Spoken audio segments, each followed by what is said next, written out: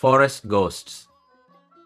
The story you're about to hear is true, and it happened right here in Thailand. Have you ever heard of forest ghosts? Have you ever seen or heard of what they look like?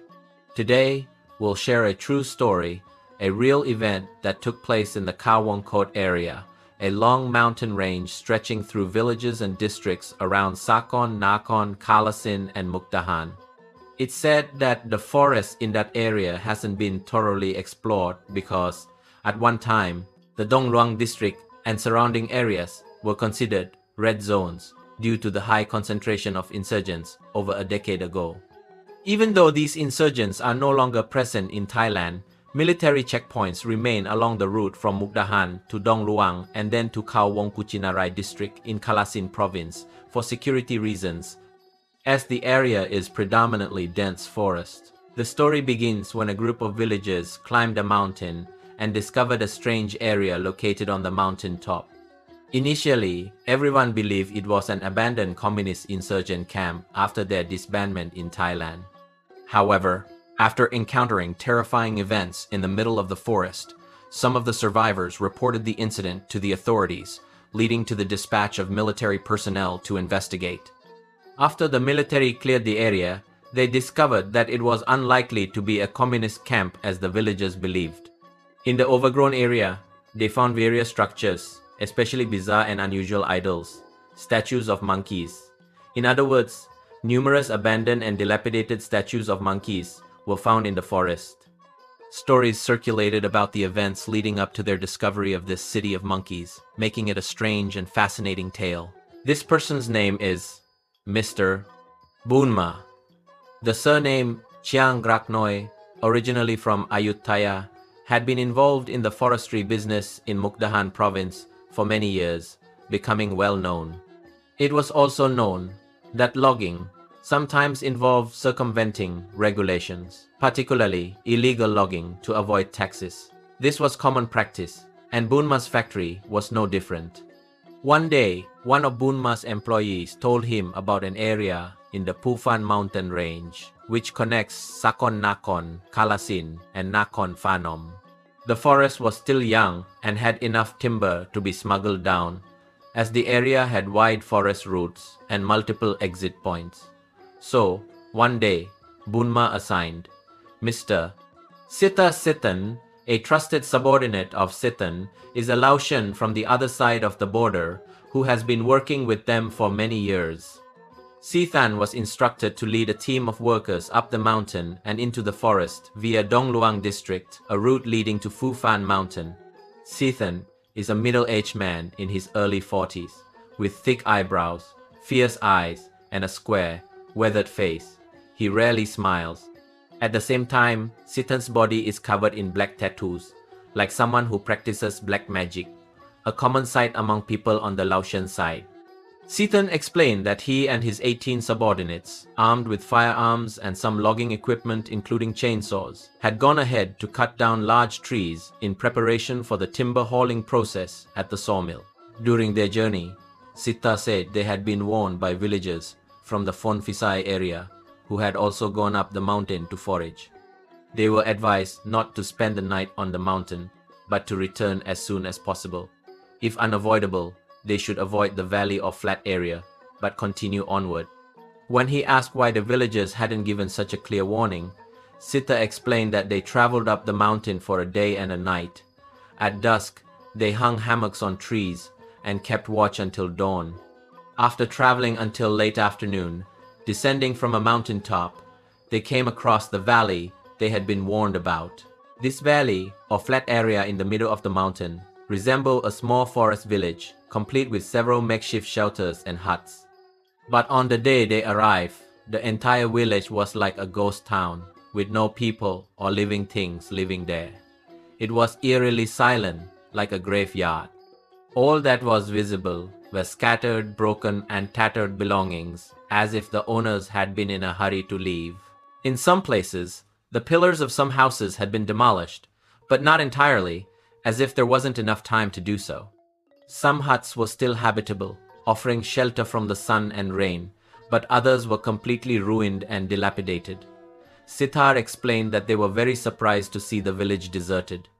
The crops planted on the outskirts of the village were left to wither, uncared for, as if the villagers were afraid of something and could no longer bear to live there.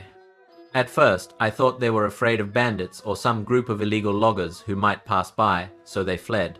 We didn't suspect anything, and thought that if they encountered us, it would be their misfortune, since most of us who went up there were fully armed. But at the same time, walking through that deserted village, Sitha said he felt a strange, eerie sensation all the time, like a premonition of some kind that he couldn't quite explain. Because he himself had studied some occult sciences and stories, Sitha said he believed in what the elders told him. If you find an abandoned village in the middle of the forest, whether or not it's safe to spend the night there, never take the chance and stay overnight. So, I told us to leave the village because I didn't want to disobey the elders' teachings. Although some of my subordinates suggested we stay overnight in their huts, I didn't know what might happen there, so I told us all to hurry and leave. After wasting over an hour in the village, everyone decided to leave.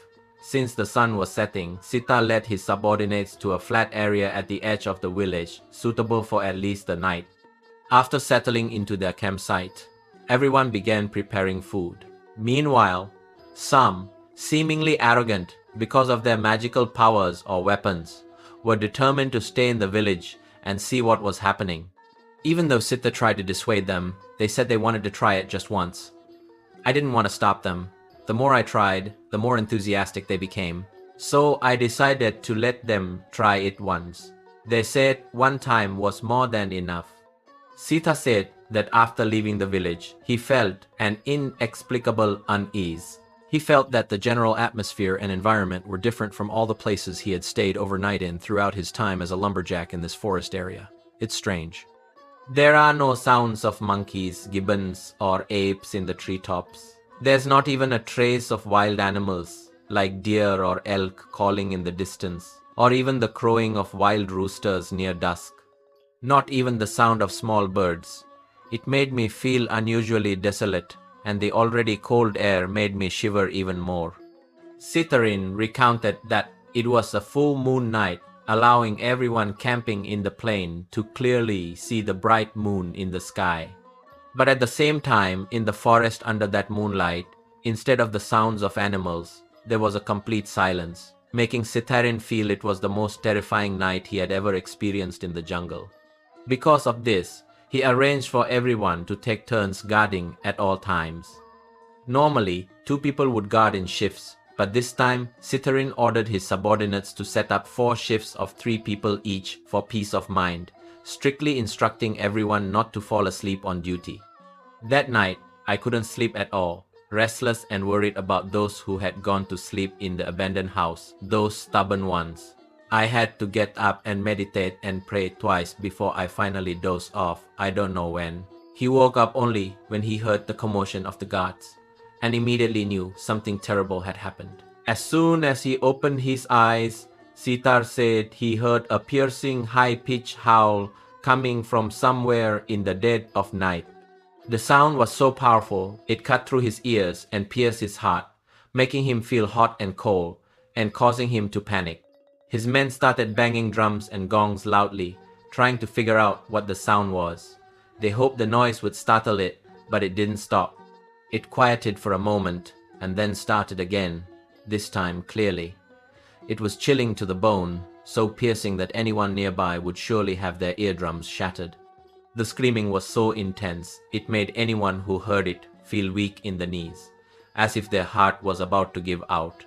Sitar covered his ears with both hands as he stepped out into the courtyard, where he saw some of his men flashing flashlights, while others held torches above their heads, stoking bonfires until they blazed brightly. While the guards on duty tightened their grip on their guns, ready to fire if anything unusual happened, Sitha felt a shiver run down his spine when he heard a chilling scream.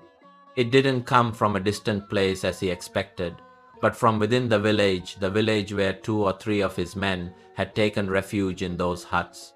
Sitar, the Laotian hunter who had crossed the Mekong to oversee the logging for his Thai employer, realized that what had happened in the middle of the night was not normal. There was something bizarre going on. What happened? Let's take a short break. I consider myself a disciple with a master. I've been through 107 lands. When I knew that what was happening was definitely not an ordinary event, said Sitha, a young Lao man covered in black tattoos. He then consecrated 3 magical buffaloes. He calmed his mind, invoked his teachers, and asked for their help.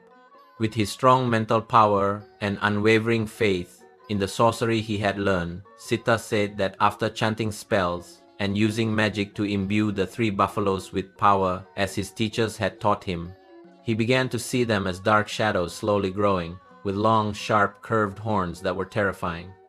Normally, I don't use buffaloes very often. That was the first time since I learned how to do it. Once I knew I could do it, I released them one by one. They immediately leaped into the village. At the same time, I had to chant spells to protect them from turning back and harming me and my men. After releasing the buffaloes into the village where the strange sounds originated, Sitha told all his men, who were armed, to prepare themselves. Then he and his men crept slowly into the village, leaving the remaining 4 or 5 to guard the belongings piled up in the shelter. The late night air was so cold that everyone shivered, but Sitaya insisted that he wasn't shivering from fear, but from the sheer cold. After he sent the magical buffalo into the village, the ear-piercing whistling sound disappeared, as if the evil that had occurred earlier had been banished by his enchanted buffalo. Although somewhat apprehensive, everyone was confident in their weapons and knew that even if a pack of tigers attacked, they couldn't harm them as long as they had their rapid-fire guns for reassurance. Sitharin recounted that the first house they raided was because someone had seen some of his subordinates hiding there. When they rushed in, they found 2 or 3 of his subordinates lying unconscious on the ground, while another, who was somewhat conscious but pale and weak, stammered out what he knew as soon as he saw their faces. Something that looked like a half-animal, half-human creature walking on 2 legs with long shaggy hair, red eyes, and much larger than an average person, invaded the village while the villagers were sleeping. Those people recounted that the creature invaded and let out a shrill screech that pierced their eardrums. Those who woke up startled, if not strong-willed enough, would feel weak, dizzy, and faint immediately. As for the creature referring to Toy, when he heard the sound, he quickly covered his ears and was unharmed, but he thrashed around for a while until he saw a dark shadow, like a buffalo, running through the hut's door and goring him. They said the first buffalo gored him in the neck with its horns. Enraged, he grabbed it with both hands and broke its horns. But then another buffalo ran in and gored him. There were 3 buffaloes fighting in total, forcing him to engage in a fierce battle. He eventually retreated, narrowly saving his 3 men from being killed. Despite Sithar's attempts to question them, his men couldn't describe what the strange creature looked like. Apart from describing its appearance as half-human, half-ape with long, shaggy hair, everyone was on the verge of fainting when it suddenly appeared. Near dawn, after searching the village, Sitha discovered that one of his Laotian workers, who had crossed over from Savanakhet, was missing. No one could find him, even though those who had stayed in the village said they had come together. Although it was almost dawn and the sun was about to rise, not a single rooster crowed to warn them. The entire forest was eerily silent, like a deserted jungle, as if no other living thing inhabited the area except this group of loggers. After a thorough search yielded no trace of the missing man, everyone helped to build a fire, making it burn brighter until dawn broke. Sitha then told his workers to prepare food and pack up, intending to search for his missing worker again before moving away from the area. He knew that something unusual might be living in the forest, making it unsuitable for them to return. Later that morning, one of his workers, who had gone to fetch water from the stream, told Sitha that he had found the tent of a wandering monk pitched not far from their camp. The workers were overjoyed to learn of a monk's presence in the area. Because in the depths of this forest, everyone believed that if the monk wasn't truly virtuous, he wouldn't be able to undertake such a pilgrimage in the Phu Phan mountains. Everyone pitched in to gather whatever food they had, packing it into pots to offer him. Along the way, Sitha discovered his worker who had been missing the previous night, staggering and collapsing unconscious at the edge of the village. The man's face was pale, as if he had lost all his blood. Sitha had 2 of his workers carry the man along, not knowing what else to do. It seemed the man's condition was quite serious. That's all for now. Continue in the next episode.